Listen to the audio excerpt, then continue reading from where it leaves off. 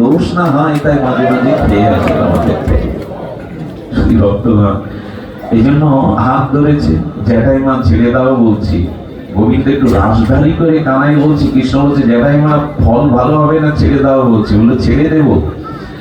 যশোদা তো বিশ্বাসই করে না, হাতে নাতে ধরেছি। বলে ছেড়ে দাও বলছি, হিতে বিপরীত হবে। বলে যা হয় হোক। হ্যাঁ, যেতে যেতে বলেছে কি, ওরা তো ঘোমটা দিত। সঙ্গে সঙ্গে কৃষ্ণ কি করেছে জানেন, পেছন থেকে অভিমন্যু জ্যাঠাইমার যে ছেলে ছিল তাকে ডেকেছে। চতুর চূড়ামণি করেছে কি, নিজের হাত ছেড়ে দিয়ে ওর হাত ধরিয়ে দিয়েছে ঘোমটা পরা। যেই না যশোদাকে গিয়ে আমার নামিশের রচিলায় হুঙ্কার দিয়ে বলছে, তুই তো বিশ্বাস করিস না, এই দেখ হাতে নাতে আজকে চোখ ধরেছে। কৃষ্ণ চতুর চূড়ামণি কি করেছে জানেন, এই কথার ভাগে মা যশোদার পেছনে গিয়ে আনালে দাঁড়িয়েছে।